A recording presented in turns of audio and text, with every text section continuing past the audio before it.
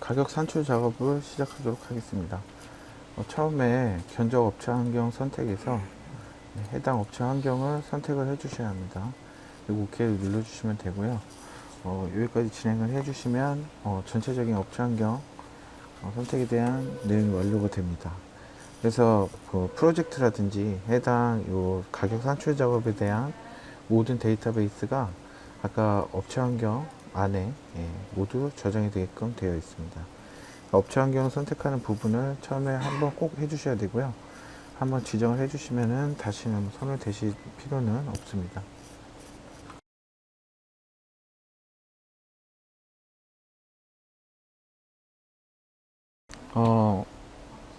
업체 환경 선택이 완료가 되고 나면 제품 모델링을 WCS의 중심축에 위치를 시켜 주셔야 됩니다. 실질적으로 어느 정도의 설계 작업이 들어가기 때문에 제품 모델링은 반드시 베이스에 원점 위치를 시켜 주셔야 되고요. 방법은 어렵지 않습니다. 먼저 WCS 축을 설정을 먼저 해 주셔야 돼요. X축하고 Y축만 설정을 해 주시면 됩니다.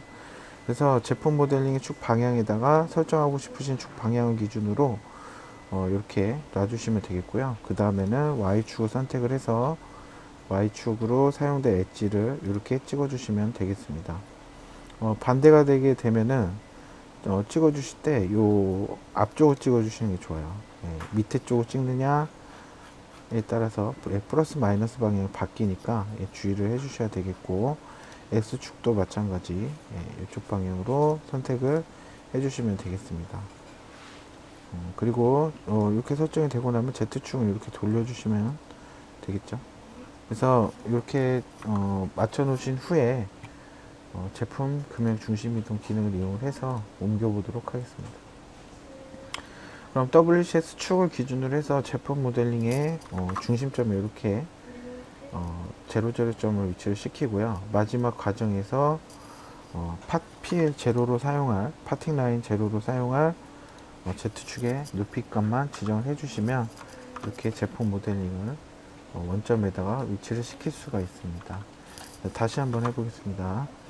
먼저 WCS 축을 이동을 시킵니다. 앱솔루트 축으로 놓은 상태에서 WCS 축이 지금 어떻게 되는지 참고로 한번 보시고요.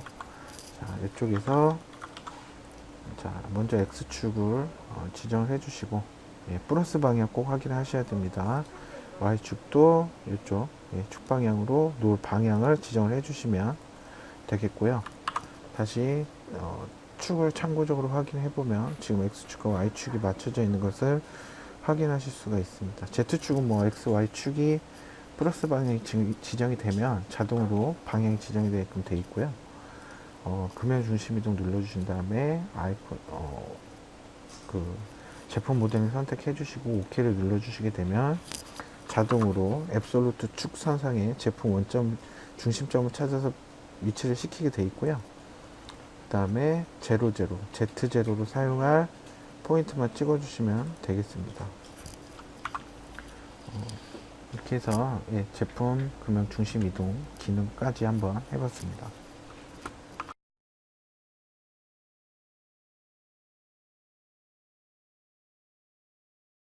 제품 모델링을 금형 중심에 이동을 시키고 나면 그 다음 과정에서는 가격 산출 작업을 하기 위해 제품 모델링을 등록하는 과정을 진행해 주시면 되겠습니다. 몰드 타입에서 인젝션 타입으로 지정을 해 주시면 되겠고요. 인젝션 타입은 일반적인 사출 구조를 얘기를 하는 거고, 이 B라고 되는 것은 이제 후방 쪽, 그리고 다이캐스팅은 말 그대로 다이캐스팅 쪽으로 진행을 해 주시는 내용이 되겠습니다. 그래서 일반 사출 쪽으로 선택을 해 주고요. 프로젝트, 지금 아까 그 업체 환경에 저장된 프로젝트 폴더명을 지정을 해주시면 됩니다. 그래서 OK를 눌러주시면 지금 사용하고 계신 파트의 이름으로 자동으로 생성이 되게끔 되어 있고요. 레이아웃을, 그 프로덕트를 실질 적용을 시켜주시면 지금 외곽에 보이는 파란 라인이 이 제품 모델링 기준으로 이렇게 사이즈가 잡힌 것을 볼 수가 있습니다. 이게 이제 저희가 앞으로 가격 산출 작업에서 사용할 코어 사이즈가 되겠습니다. 예를 들어서 레이아웃을 바꾸고 싶다 하시면 어레인지 레이아웃에 들어가서 X축을 두 개로 놓겠다 해주시면은 이렇게 배열이 되게끔 되어 있고요. 기존 잡혀있는 DB 값을 기본으로 활용을 해서 이렇게 사이즈를 잡으실 수도 있고 더 키워주실 수도 있습니다. 그래서 입력을 하신 후에 어플라이로 눌러주셔야지만 이 옵셋 값이 지정이 되고요. 놓으셨을 때는 다시 줄일 수도 있습니다.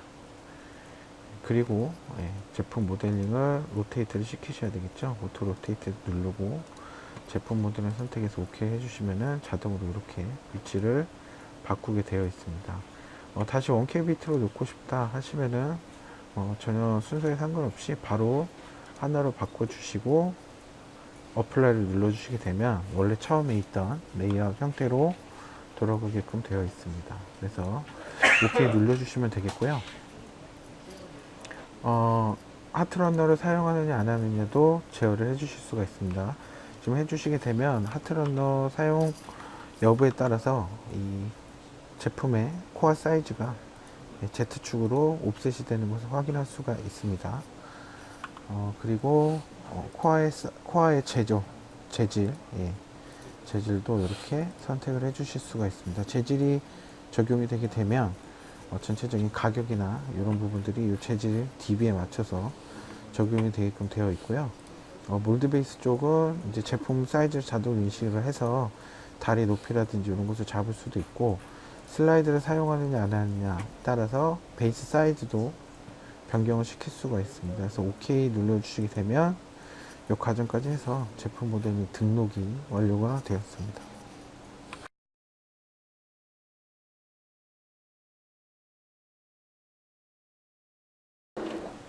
TEST 상에 제품 사이즈, 제품 코어 등록이 완료가 되고, 제품 등록이 완료가 되고 나면 몰드 베이스를 삽입할 수가 있습니다. 몰드 베이스 아이콘 눌러주시면 되겠고요. 순서는 위쪽부터 쭉 내려오시면 돼요. 먼저 타입 지정해 주시고 나서 몰드 베이스 사이즈는 수동으로 잡는 것이 아니고 자동 검색을 합니다. 그래서 계산기 버튼을 눌러주시게 되면 베이스 사이즈를 이렇게 자동으로 찾아주고요. 몰드 베이스 생성을 눌러주시게 되면 몰드 베이스를 이렇게 넣을 수가 있습니다. 타입 2단 금형으로 지금 되어 있는데요. 3단 금형은 바로 넣어주시면 돼요. 수동으로 할 수도 있고, 이쪽에서 DC 선택을 해주신 후에 다시 이 계산기 버튼을 눌러주시게 되면 적용이 완료되고요. 최종으로는 업데이트를 눌러주셔야지만 이렇게 플레이트가 추가가 됩니다. 자, 그 다음에 다시 SC 타입으로 돌리고 싶다 하시면은 다시 타입 가서 SC로 적용하신 후에 계산기 버튼 눌러주시고 업데이트 시켜주시면 다시 원래대로 돌아오게끔 되어 있습니다. 베이스 사이즈를 자동으로 찾는 것은 DB화 되어 있습니다. 그래서 제품 모델링 사이즈에 따라서 코어 사이즈 지정이 되고, 그에 따른 DB 옵셋 값으로 몰드 베이스 사이즈를 정하게 되어 있습니다. 그래서 원판 T나 이런 것들은 자동으로 1차적으로 잡히게 되어 있고요. 혹시라도 작다 그러면 사용자가 수동으로 키울 수 있는 기능도 가지고 있습니다. 여기까지 해서 몰드 베이스 삽입까지 마쳤습니다.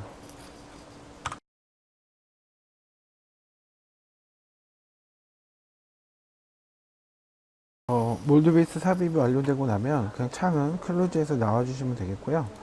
몰드 베이스가 들어가 있는 만큼 이제 다음 과정에서는 이것도 간단한 설계 작업을 진행을 하게 됩니다. 몰드 베이스에 기본적으로 추가되는 표준품을 넣어볼 건데요.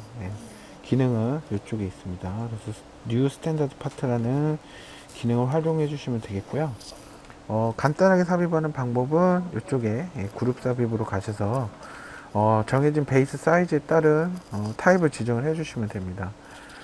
중대형의 2단의 하트러너를 사용하겠다 라고 하면 선택을 해 주신 다음에 그룹 삽입을 해 주시면 되겠습니다.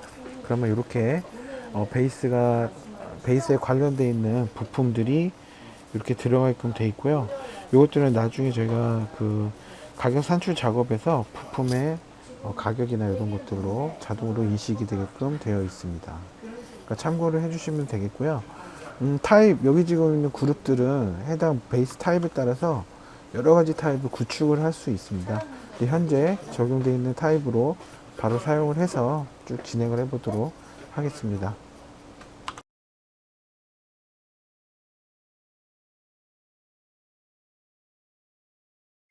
베이스가 이렇게 삽입되고 나면 여기에다가 이제 저희가 슬라이드와 변형 핀을 삽입을 할 수가 있습니다. 먼저 진행하시기 전에 이쪽에서 제품 분석을 먼저 해주셔야 되고요.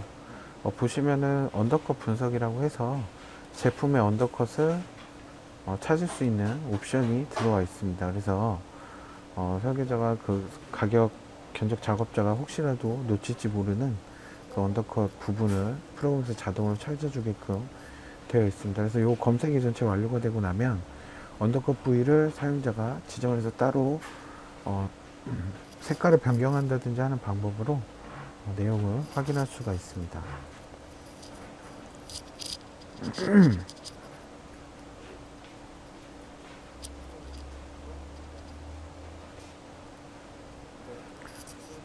요게 이제 그 작업이 완료된 거고요. 지금 보시면은 제품 모델링의 색깔이 이렇게 바뀌어 있고, 자, 여기에 보시면 언더컷 면을 검색한 내용을 확인할 수가 있습니다.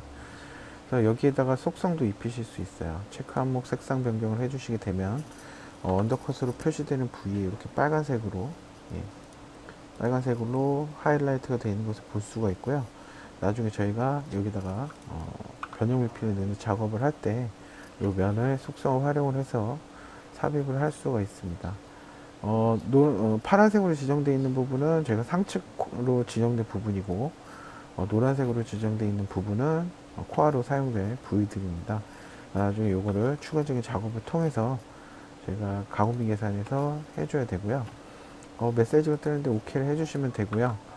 그 다음에 저희가 여기 면에 있는 속성을 활용을 해서 변형을 핀하고 슬라이드를 넣어보도록 하겠습니다.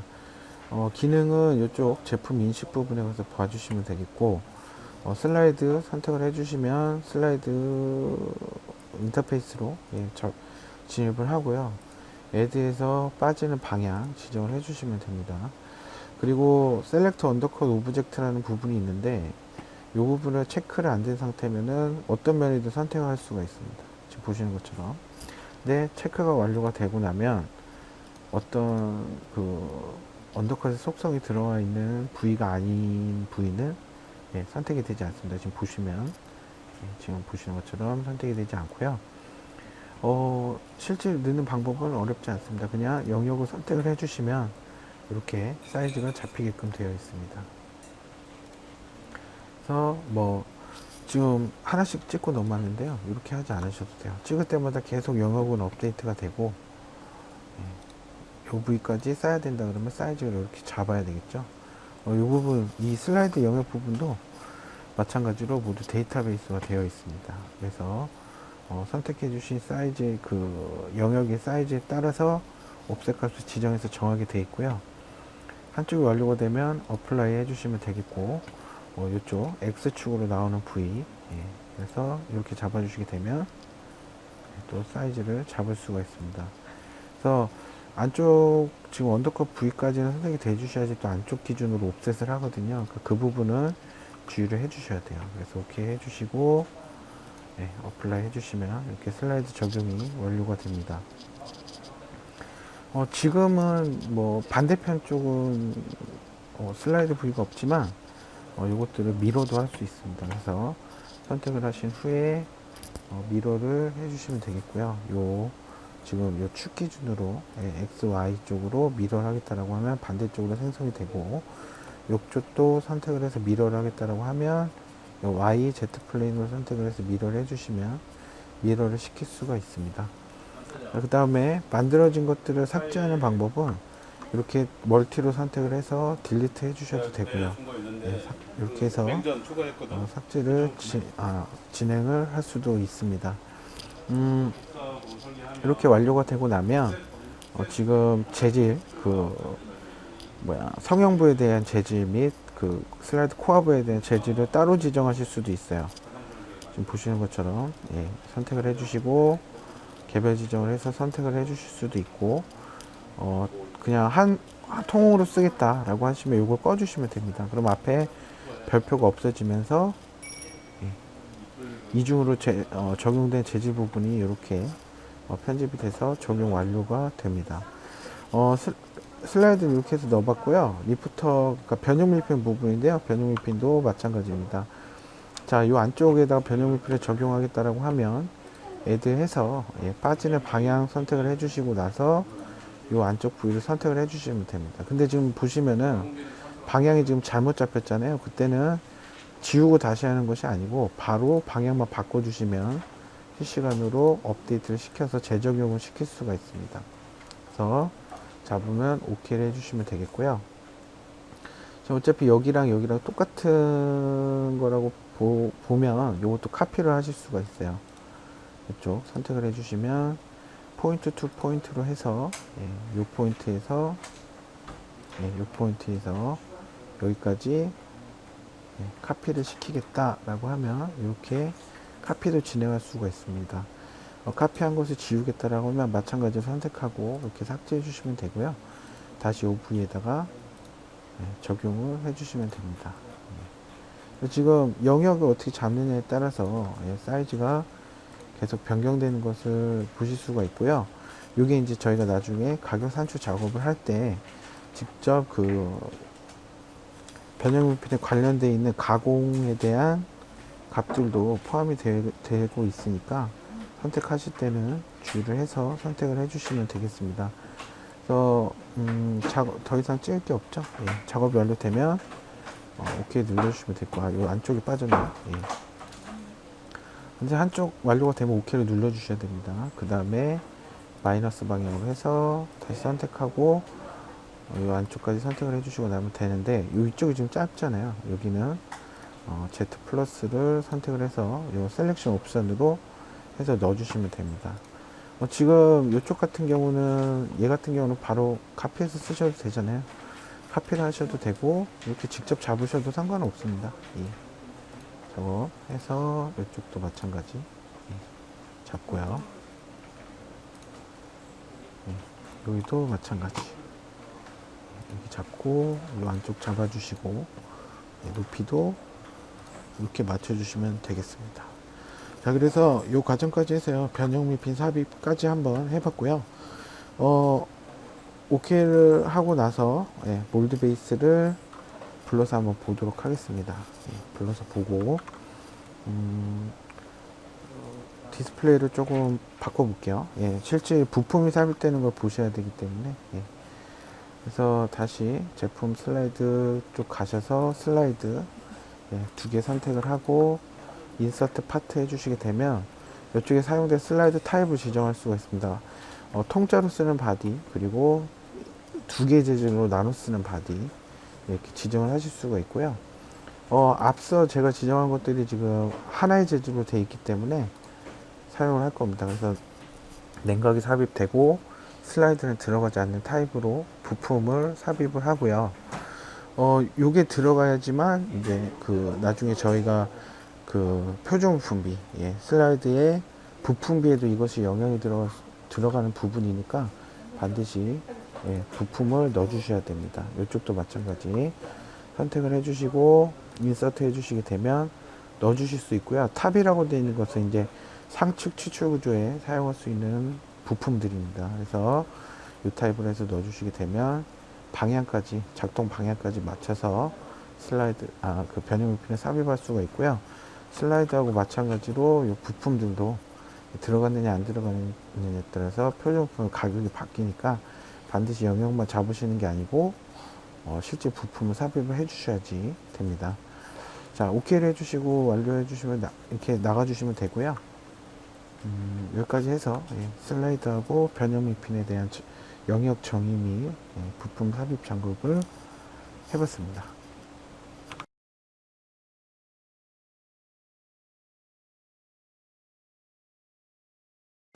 슬라이드와 변형 밀핀까지 작업 완료를 했고요. 이번 과정에서는 냉각을 넣어 보도록 하겠습니다. 실제 설계 개념이 냉각을 넣을 수도 있는데요. 위치나 요것은 상관없어요. 여기서 중요한 것은 수량이 중요합니다. 저희가 일반 설계 작업이 아니고 설계는 가상의 설계 개념이라고 보시면 되겠고요. 여기에 들어가는 부품의 수량이 일단 중요합니다. 냉각이나 이런 것들도 나중에 이제 저희가 건드리 작업이나 이런 거를 보면 수량이 몇 개냐, 이런 거, 예, 이런 게 가장 중요하겠죠. 선택을 해주시면 되겠고, 지금 요 코어 사이즈를 기준으로 등분으로 들어가기 때문에 이렇게 간격을 옵셋을 줄 수가 있습니다. 그래서 옵셋이 작으면 작을수록 당연히 수량이 많아지고요. 옵셋이 커지면 커질수록 수량이 줄어들게끔 되어 있습니다. Y축도 마찬가지고요. 네, 이렇게 해서 넣어주시면 되겠고요. 그리고 들어가면서 높이 조절까지 맞출 수 있습니다. 그래서 예, 넣어주시면 되겠고, 실제 제품 부위가 아닌데 탱크 냉각이 들어가는 경우도 있거든요. 그래서 이것도 삭제 안 하겠느냐 안 하겠느냐 옵션을 줘서 제어를 하실 수가 있고요. 지금 10mm로 맞춰 놓으시면은 제품 모델링의 면을 자동으로 계산을 해서 높이를 맞춰서 들어가게끔 되어 있습니다. 지금 보시면 16, 12파이로 해서 들어가고 있고요. 네, 들어가고 난 형상을 보시면 높이가 맞아 있는지 안 맞아 있는지를 확인할 수가 있겠죠. 저희가 이렇게 보시면 제품 높이가 이렇게 맞춰져 있는 것을 확인할 수가 있습니다. 10mm라는 것이 이제 제품 하층 면에서 여기까지가 이제 10mm가 맞춰져 있다는 얘기로 확인을 하시면 되겠습니다. 이렇게 해서 넣어봤고요. 상측도 뭐 방법은 똑같습니다. 자, 이번에는 줄냉각을 넣어볼 건데요. Y축으로 빠지는 줄냉각이 있고 X축으로 빠지는 줄냉각이 있습니다. 부품에서 관리가 따로 나눠져 있고요. Y축으로 들어가는 부분은 설정해 주시고 파이 사이즈를 지정해 주시고 난 다음에 이쪽에서 수량을 맞춰서 넣어 주시면 되겠습니다. 지금 안 맞는 부분이 있는데요. 이건 크게 신경 쓰실 건 없어요. 그래서 이것도 마찬가지 영역 기준으로 옵셋 값으로 들어가기 때문에 사이즈가 줄어들면 수량이 더 많아지게끔 돼 있고, 그죠? 그리고 커지면 커질수록 수량이 줄어들게끔 되어 있습니다. 그래서 이 상태에서 인서트 해주시게 되면 냉각을 이렇게 삽입을 할 수가 있습니다. 상측도 마찬가지입니다. 상측도 해서 사이즈만 지정해 주시고 난 다음에 인서트 해주시게 되면 이렇게 넣을 수가 있고요. 지우는 것은 딜리트를 해서 지워 주실 수가 있는데요. 한번 지워 보면 드래그해서 선택을 해주시게 되면 이렇게 냉각 부위만 선택을 하게끔 되어 있습니다. 그래서 상층만 한번 지워보면 OK 누르시면 삭제가 되게끔 되어 있고, 넣어주시려면 다시 타입 지정해서 인서트 해주시게 되면 똑같은 값으로 해서 이렇게 다시 바로 삽입을 할 수가 있습니다. 이렇게 해서 냉각까지 넣어봤고요. 이번에는 변형 밀핀까지 한번 넣어보도록 하겠습니다. 밀핀이죠. 변형 밀핀이 아니고. 그래서 이것도 마찬가지. 일단 밀핀 높이 조절 얼마, 그러니까 파이 얼마 지정을 해주시고 나면 되겠고요. 그리고 이것도 똑같은 원리이기 때문에 앞서 드렸던 내용하고 똑같습니다. 그래서 등분 값으로 해서 제어를 할 수가 있고, 높이도 마찬가지. 아까 탱크 냉각처럼 높이도 맞춰서 제품 모델링 기준으로 높이까지 맞춰서 부품을 삽입할 수가 있습니다. 전체적인 삽입 작업이 완료가 되고 나면 클로즈 해고 작업을 맞춰 주시면 되겠습니다.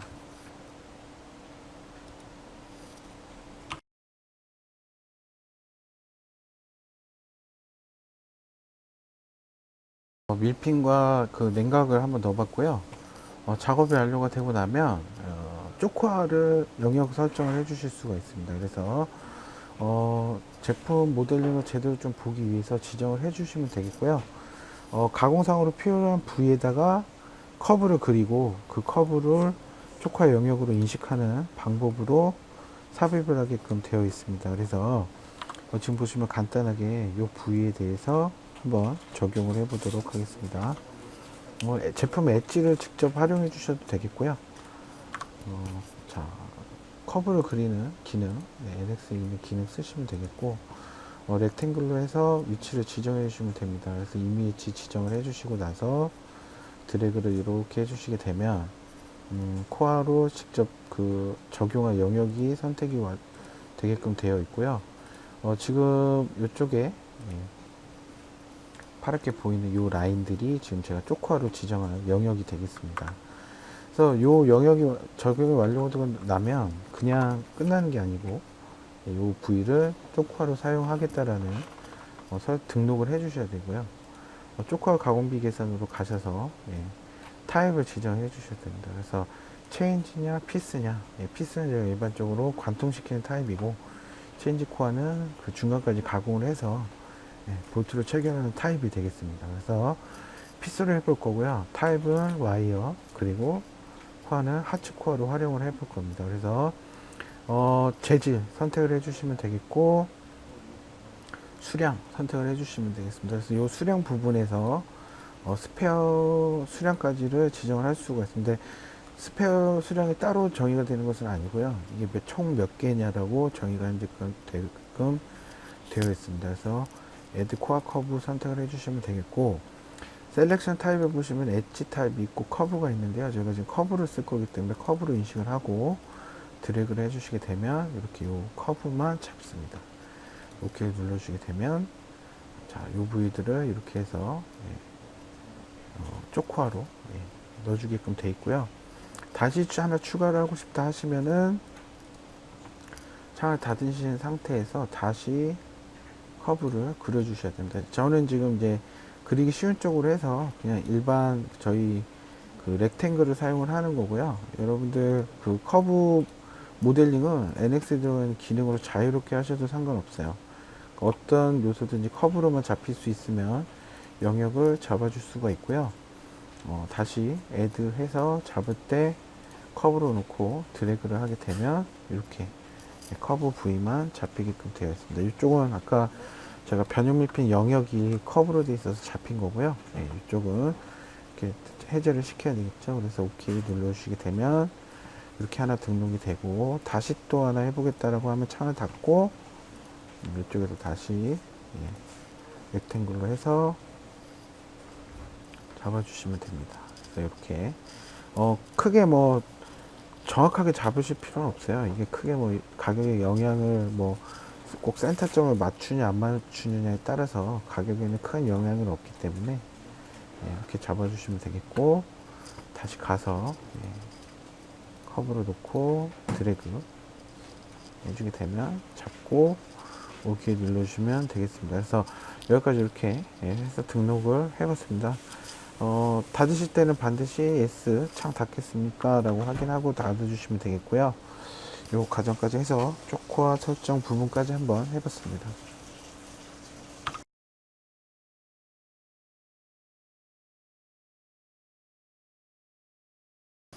이번 과정에서는 가공 영역 설정을 해보도록 하겠습니다. 요 가공 영역 설정이 실제 가격 산출으로서 굉장히 중요한 부분을 차지하게 되는데요. 사용자가 지정을 한번 해 주셔야 됩니다. 그래서 가공 영역 설정 들어가 주시면 되겠고 지금 보시면은 NC 그리고 리브 그러니까 난이도 부분인데요. NC 가공 중에서도 어떤 난이도가 높은 부분을 이 부분을 선택을 해 주시면 됩니다. 선택을 하는 방법은 면을 찍어 주시면 돼요. 그래서 선택을 해 주시면 지금 선택된 이 리브 면들이 모두 리브로 가공하는 NC로 가공하는 리브 부위가 되는 거죠. 난이도를 추가를 하실 수가 있고 이런 부분들도 이렇게 드래그를 해서 선택을 해 주시게 되면 이 부분들을 모두 프로그램에서 나중에 가공 계산을 할 때 NC 가공 부위로 그러니까 난이도가 들어가는 NC 가공 부위로 선택을 하게끔 되어 있습니다. 이런 부위도 마찬가지겠죠. 드래그를 해서 선택을 해주시면 이렇게 지정을 할 수가 있고요. OK 눌러주시면 이렇게 다시 들어갔을 때 면에 대한 설정들이 이렇게 저장이 되게끔 되어 있습니다. 그런데 이 리브 쪽도 지정을 해 주셔야 돼요. 방전, 방전. 전극 가공을 하는 이 부분인데, 선택을 하다 보니까는 이쪽도 이제, 방전으로 해야 될 부위가 생겼어요. 아까 저희가 이 부위를 NC로 지정을 했던 부위잖아요. 제가 다시 선택을 한번 해보겠습니다. 선택을 한 상태에서, 이렇게 선택을 하고요. 선택을 해준 상태에서 OK를 눌러주시게 되면 자 저장이 되고요. 아까 저희가 지정했던 요 두 부위 이 두 쪽은 선택으로 되어 있었잖아요. 립 NC 쪽으로 선택을 해주시게 되면 이 부위들은 모두 체크 해제가 되게끔 되어 있습니다. 이렇게 NC하고 방전 부위, 그러니까 난이도로 들어가는 부위들이 지정을 할 수가 있고요. 이렇게 제품의 모델링이 이렇게 엣지가 나눠져 있다 그러면 따로 지정을 할 수도 있습니다. 그래서 이렇게 지정을 해주시면 되겠습니다. 예. 보셔서 그 방전이냐 아니냐 요거는 그 작업자가, 예, 가격 산출 작업자가 한번 판단을 해서 지정을 해 주셔야 되겠고요.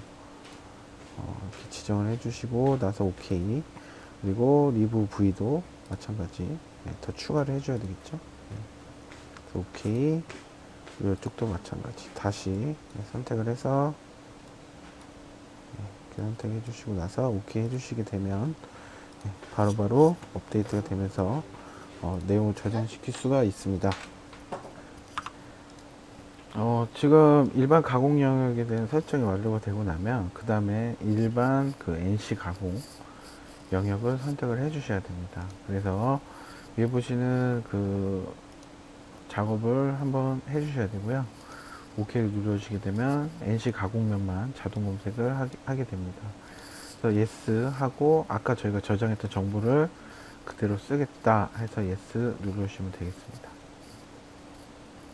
그러면 아까 난이도를 적용해 둔 부위들이 자동으로 검색이 되고요.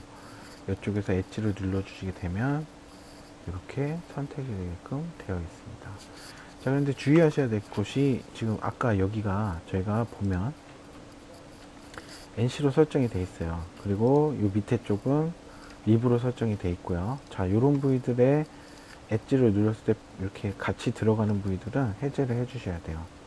Shift 누르고 그냥 쭉 해제를 해 주시면 되겠습니다. 이쪽도 마찬가지죠. 만약에 해제가 되지 않은 상태에서 가공비 계산이 들어가게 되면 이런 부위들은 모두 이중으로, 예, 가공비가 설정이 되게끔 되어 있습니다. 그러니까 이런 부위들은 삭제를 해 주시는 게 좋죠. 그리고 모델링의 특성 때문에 따로 이렇게 자동으로 잡히는 부위들이 있는데요. 보셨을 때, 이 부위는 NC로 가공하지 않아야 되겠다라고 확인이 되시면 그 부위들은 과감하게, 예, Shift 눌러서 삭제를 해주시면 되겠습니다. 지금 저도 이 부위들을 이렇게 삭제를 시키고 있고요. 네, 이런 부위들, 네, 이렇게 해서 Shift로 드래그, 영역이 정해져 있다 그러면 이렇게 한 번에 삭제를 시킬 수도 있으니까요. 이렇게 해서 해주시면 되겠고, 이런 부위들도 지금 다 삭제가 돼야 되겠죠. 네, 그래서 네, 이렇게 세밀하게 찍어야 되는 부위는 줌인을 해서, 예, 삭제를 해주셔도 되고요. 드래그로 할 수 있는 부위들은 그냥 선택으로 해서 이렇게 쭉 삭제를 해주시면 되겠습니다. 네, 이 정도만, 예, 이렇게 해서 이 부위도, 예, 삭제를 시키고요. 예, 이 부위도, 예, 이렇게 해서, 네, 삭제를 시켜보고, 예, 작업은, 예, 이 정도로 해서, 예, 완료하도록 하겠습니다. 예, 여기도 마찬가지로, 예, OK 눌러주시게 되면 들어갔을 때 이렇게 해제 부위들은 해제가 되고요. 예, 저장이 되게끔 되어 있습니다. 지금 이쪽 부위 같은 경우도 실제, 예, 포함이 안 돼야 되는 부위잖아요. 예, 여기도, 예, 이렇게, 예, 삭제를 해주시면 되겠습니다. 그래서 지금 이 부위들은 어떤 부위들이냐면 일반적인 NC 가공 부위들을 찾아주는, 예, 부분이 되겠습니다. 그래서 완료가 되시면 OK 눌러서 가공 영역 설정에 대한 전체 작업을 완료를 해주시면 되겠습니다.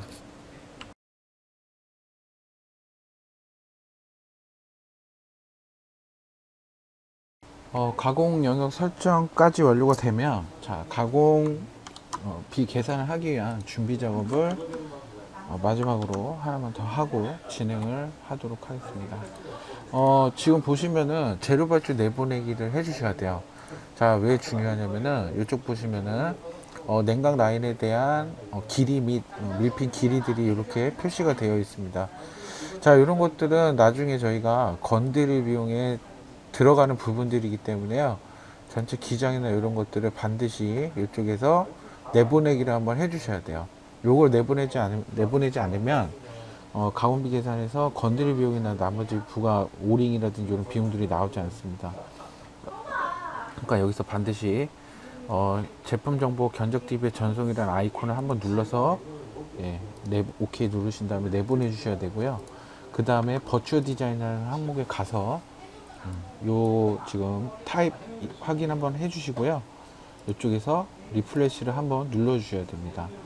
자, 중요한 것은 요 내용은 뭐냐면은 지금 이쪽에 보시면은 실제 금형에 조립되어 있는 부품이 있고 조립되어 있지 않은 부품들이 있어요. 삽입이 되지 않은 부품들이. 자, 눈에 보이지 않는 부품들은 가상의 데이터로 삽입이 되어 있는 상태로 보시면 되겠습니다. 그래서 그 기준은 베이스 사이즈나 이런 것들이 되겠고요. 그 베이스 사이즈를 기준으로 해서 수량이 몇 개 이런 식으로 들어가 되어 있습니다. 그래서 요게 리플래시가 돼서 가격이 적용되지 않으면 보시는 요 세게부력이나 요 인노우가 다 표준품으로 들어가거든요.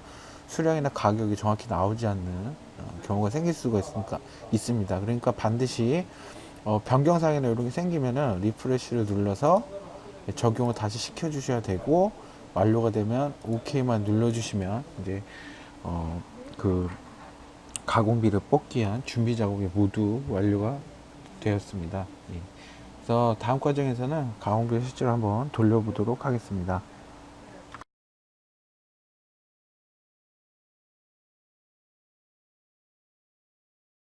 지금부터 가공비 분석 기능을 한번 해보도록 하겠습니다. 자, 앞서 했던 과정은 이제 이걸 하기 위한 준비 과정이라고 보시면 돼요. 실제 기능은 어렵지 않지만 몇 가지 주의해야 될 사항이 있으니까 꼭 참고해서 봐주시면 되겠습니다. 제품 해석 쪽으로 가셔야 되고요. 아까 저희가 이제 그 언더컷 영역을 찾을 때 썼던 기능인데요. 이쪽에서 OK를 눌러주시면 되겠습니다. 언더컷을 이미 넣으셨다면은 따로 하실 필요 없어요. 그냥 분석하지 않음으로 넣어주시면 되겠고, OK를 하고 Yes 눌러주시면 되겠습니다. 그러면 전체적인 모델링 검사를 다시 한번 진행을 하게끔 되어 있고요. 언더컷 분석을 하지 않았기 때문에 아까 같이 언더컷 부위는 찾지 않습니다. 그리고 상하면에 색을 구분하게끔 되어 있고요. 이쪽 보시면은 파팅 라인을 생성을 하게끔 되어 있습니다. 이미 작업이 한번 됐던 거기 때문에 색깔은 변경이 되어 있지만 전체적으로 처음부터 다시 한번 검사를 해 주셔야 돼요. 지금 이쪽에 보시면은 전체 면을 하나씩 검색을 하고 있고, 이 면의 검색이 완료되면 이 과정은 끝나게끔 되어 있습니다. 그래서 처음 하시는 게 아니어도 반드시 꼭 한번 다시 해 주셔야 돼요. 그래서 완료되면 상하면의 색이 구분이 완료가 되고요. 지금 요 초록 라인이 파팅 라인인데 이걸 바꿀 수도 있습니다. 그래서 하측으로 하겠다라고 하고 선택을 해주시고 나면 색깔이 바뀌게 돼 있고, 백 해주신 다음에 파팅 라인 검색을 다시 한번 하게 되면 지금 바뀌어 있는 색깔 기준으로 이렇게 변경이 됩니다. 다시 상측으로 바꾸고 여기서 파팅 라인 검색 yes 해주시게 되면 이 부위가 다시 이렇게 파팅 라인이 변경이 되게끔 되어 있습니다. 나중에 실제 코어 모델링이 없는 가운데서 가공비 계산을 하기 위한 최적 계산을 할 때 이 내용이 굉장히 중요한 부분을 차지를 하니까 너무 정확하게 잡으실 필요는 없지만 가공비가 이중 계산될 수 있는 부위들을 한번 정리를 해 주셔야 됩니다. 그래서 이 상태에서 가공비 계산을 눌러 주시게 되면 바로 이 랩핑과 경면 사상, 그래서 하이그로시가 경면 사상이라고 보시면 되겠고, 랩핑은 말 그대로 랩핑으로 보시면 됩니다. 그래서 상하 코어를 따로 지정을 할 수가 있어요. 그래서 상측은 뭐 경면, 그리고 하측은 랩핑을 하겠다라고 하면 선택을 해주시면 되겠고, OK 눌러주시면 됩니다. 그러면 1차적으로 인식되어 있는 면에서 코어의 상코어, 그러니까 상측 코어의 가장 낮은 부위하고 하측 코어의 가장 높은 부위를 선택을 하게끔 되어 있습니다. 그래서 지금 오버래핑 되어 있는 상하 코어를 이제 가공비를 하기 위해서 분리하는 작업을 하는 거죠. 그래서 센터 기준으로 하치가 가장 높은 부분까지 코어 사이즈를 잡게 돼 있고, 상측 기준으로 가장 낮은 부위까지 코어 Z 높이를 재지정을 하게끔 되어 있습니다. 그래서 이 과정을 꼭 해주셔야 돼요. 그래서 프로그램에서 자동으로 찾긴 하는데, 혹시라도 잘못 지정된 부분이 있다라고 하면 재지정을 해주셔야 됩니다. 눌러주시면은 재지정을 해주실 수 있어요. 그래서 예를 들어서 나는 상측의 최고 높이를 다른 곳을 쓰겠다라고 하면, 찍어주시면은 높이가 이렇게 바뀌게끔 되어 있고요. 다시 여기 지금 최저 높이잖아요. 여기까지 찍겠다라고 하면 다시 원래대로 돌릴 수가 있습니다. 자, 이것도 가공비 계산할 때 굉장히 중요한 부분이기 때문에요. 반드시 잘 확인해 주셔야 되고, 확인 완료되면 OK를 눌러주시면 되겠습니다. 자, 그러면 전체적인 면을, 최적이나 이런 것들을 프로그램에서 자동으로 계산을 해서 작업을 하게끔 되어 있고요. 이쪽에서 아까 저희가 지정한 그 NC, 방전, 그리고 난이도 적용했던 부분에 대한 정보를 그대로 쓰겠습니까? 라고 메시지가 뜨는 거고요. 여기서 Yes라고 눌러주시게 되면 실제 데이터를 뽑는 작업을 진행을 하게 됩니다. 보시는 것처럼 이렇게 제품 가공비 창이 뜨고 나면 완료가 되게끔 되어 있고요. 이쪽은 계산된 최적 값하고, 이게 공수입니다. 공수, 그리고 적용되는 임률 부분, 그리고 임률이 적용된 전체 금액이 되겠습니다. 이 부분이 완료가 되고 나면 클로즈 하고 나와주시면 프로그램에서 가공비를 계산하는 작업은 완료가 되었습니다. 여기도 클로즈 해주고 나와주시면 되겠습니다.